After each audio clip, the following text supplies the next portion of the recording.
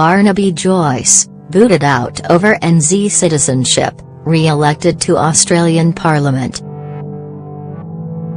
Barnaby Joyce, booted out over NZ citizenship, re-elected to Australian Parliament. Prime Minister Malcolm Turnbull celebrates with the newly re-elected Barnaby Joyce in Tamworth, in SW. Barnaby Joyce, the Deputy Prime Minister booted out of Australia's Parliament because of his dual New Zealand citizenship, has claimed a stunning by-election win to return to his seat. Joyce's staggering win in the seat of New England is being touted by Australian Prime Minister Malcolm Turnbull as the biggest by-election swing to a sitting government in the country's history. In what will be a major shot in the arm for the Australian government and could restore some confidence after a grim few weeks, Joyce appears to have lifted his primary vote by at least 10 points, meaning after the distribution of preferences he will have as many as 7 in 10 votes in the New South Wales seat. Alex Illingworth, Fairfax, Australia. Prime Minister Malcolm Turnbull and Barnaby Joyce celebrate his re-election with supporters. That represents a swing of at least 11% and possibly as much as 14% on a two-party preferred basis compared with the 2016 election. It comes despite the government's flaccid fortunes lately and the unusual circumstances of Joyce losing his seat to the citizenship crisis. "This has been a stunning victory," Turnbull said alongside Joyce on stage at the Southgate Inn in Tamworth. Barnaby Joyce has been re-elected member for New England with what appears to be the largest swing to the government in the history of by-elections in Australia. "And it has been a great demonstration of the strength of our coalition. We're getting the band back together."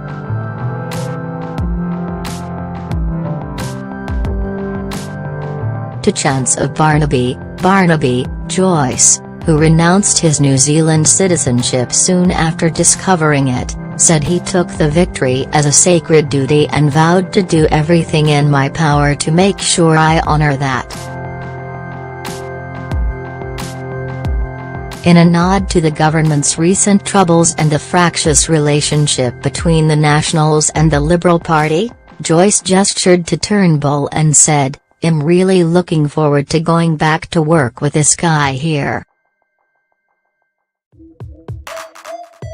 Running a country is a little harder than running sheep through a gate, I can tell you that," he said. "You need someone who's got the skill set of this guy here. Ask yourself a very clear question, do I want Malcolm Turnbull or do I want Bill Shorten? I'm going this bloke. We're looking forward to going straight back into bat to serve you. We're going back to work tomorrow."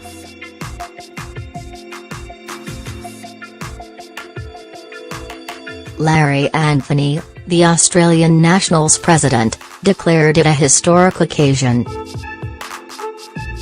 "It's a massive swing to the coalition government, a massive swing to Barnaby.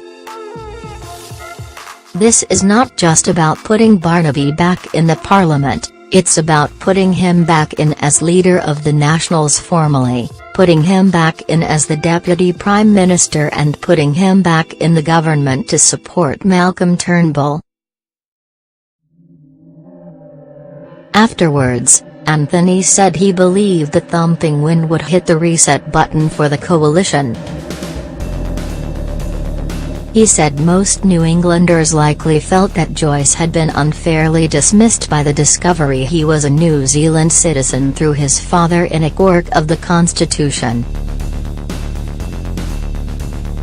"This by-election really was not a referendum on the government, it was an endorsement of Barnaby Joyce, and do we want him to represent us in Parliament for New England," he said.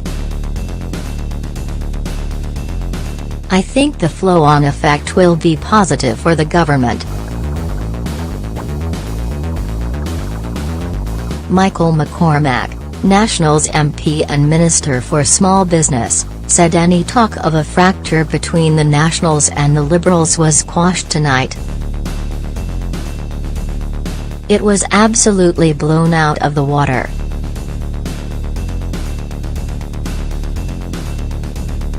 This further solidifies what was already a united party." He said all efforts would now swing behind former tennis star John Alexander in the Bennelong by-election with the hope of securing a similarly strong win. In other good news for the Australian government on Saturday, Maverick Nationals MP George Christensen confirmed he would remain in the party, apparently ending the tense standoff with the government amid reports Christensen might quit, stripping Turnbull of his one-seat majority. Joyce said on Saturday afternoon while winding up his campaign to retake the seat of New England he had just minutes earlier received a text message from Christensen. The message stated that Christensen would stay in the party now that the government had agreed to a banking royal commission, and with Joyce remaining Nationals leader. It appears to put to an end weeks of speculation after an unnamed Conservative coalition MP told a journalist he would quit the party and shift to the crossbench unless Turnbull stood down as Liberal leader and Prime Minister.